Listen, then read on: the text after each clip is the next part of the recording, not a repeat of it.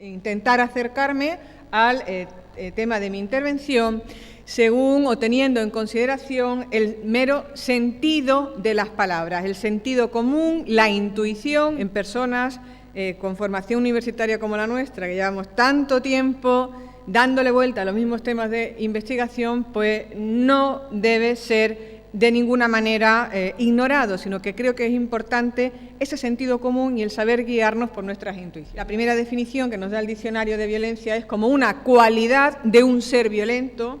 En segundo lugar, como la acción y efecto de violentar o violentarse, resalto esta porque creo que es la con la que nos vamos a quedar a continuación. 7 son las definiciones que nos ofrece el diccionario sobre la paz. Yo me quedaría con que la paz es ese sosiego y buena correspondencia de unas personas con otras, en contraposición a las disensiones, riñas y pleitos. Por violencia de género podemos entender aquellas formas de violencia en las que por razón de un género se somete a actos violentos a una persona. Al día de hoy, los actos de violencia de género que son una lacra para esta sociedad son los actos de violencia de género contra las mujeres, porque es una violencia que se basa en patrones culturales que se dirige contra las mujeres por el hecho de ser mujeres. Es fácil comprender que, aunque la violencia de género tenga una víctima física, esa víctima física termina por difuminarse, porque cuando hablamos de violencia de género hablamos de un fenómeno violento que afecta al género femenino. Solo cuando interpretemos el acto violento desde el punto de vista de que es un problema que afecta no solamente a las mujeres, sino también, y yo diría, y sobre todo a los hombres, podremos estar en condiciones de poner fin a esta clase de violencia que tan brutales resultados causa en la mujer que sufre los actos, en el género femenino que lleva históricamente poniendo de sus lados a las víctimas de este fenómeno, pero también a la sociedad en su conjunto. Si hay violencia de género, no hay paz. Países que son muy violentos son países que tienen además una gran cantidad de violencia de género. Pues en ese contexto de estos países quisiera resaltar la Convención Interamericana para prevenir, sancionar y erradicar la violencia contra la mujer de Belén do Pará, de 9 de julio de 1994. Esta definición ha sido importantísima porque está sobre la base de la de la lucha de muchos estados latinoamericanos contra la violencia de género. Si se trata de un fenómeno, el de la violencia de género, que impide que exista paz y que existe en cualquier rincón del mundo, ¿no?, como a nivel internacional y a nivel europeo, en el ámbito de la Unión Europea, pues existen instrumentos que quieren acabar con esa lacra que azota a las mujeres.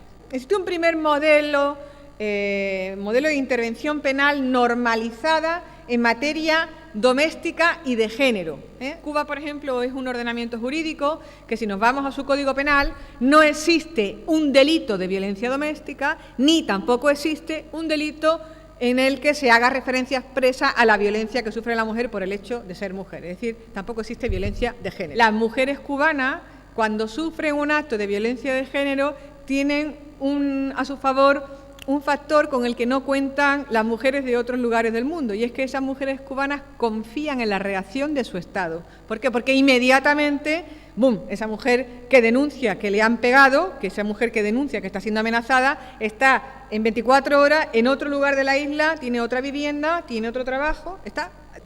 Y junto a estos dos modelos, es decir, un modelo que no interviene en materia de violencia doméstica de género, un modelo que interviene en materia doméstica, encontramos cada vez más abundantemente un tercer modelo, que es el de países que sexualizan la letra de la ley penal, es decir, que incorporan el sexo del sujeto activo y el sexo del sujeto pasivo a las correspondientes figuras delictivas. De ahí que modelos de intervención penal sexuada, en materia de violencia de género. La parte penal de la Ley Integral Española, que es la más discutible, la ignora el legislador brasileño y sustituye los tipos penales sexuados por una circunstancia agravante genérica. Es decir, a cualquier persona que cometa un delito contra una mujer por el hecho de ser mujer, con la finalidad de discriminarla por el hecho de ser mujer, le vamos a agravar la responsabilidad criminal. Y finalmente hay una serie de ordenamientos jurídicos que bueno, pues que han incluido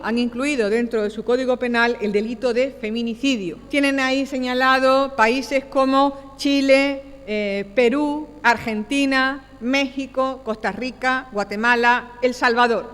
Todos estos países han procedido a castigar expresamente la muerte de una mujer como delito de feminicidio. En estos países se impone la misma pena al que mate a cualquiera que el que mate a la mujer. Y dice, bueno, pues si impone la misma pena, ¿para qué incluye expresamente el delito de feminicidio? O bien es que le va a imponer más pena, menos pena, o va a asociarle alguna medida, ¿verdad?, de carácter procesal.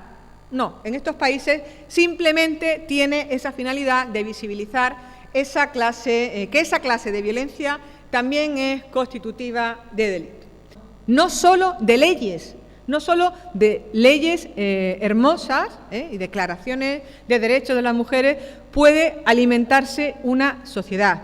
Esa aprobación de esas leyes tiene que ir acompañada necesariamente por una puesta en marcha de una educación no sexista, una educación que recurra a la resolución pacífica de los conflictos como vía de acabar con la violencia en un marco igualitario.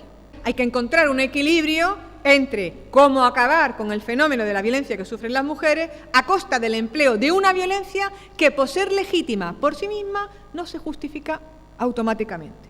Que tengamos en consideración que el feminismo nunca ha sido íntimo amigo del derecho penal.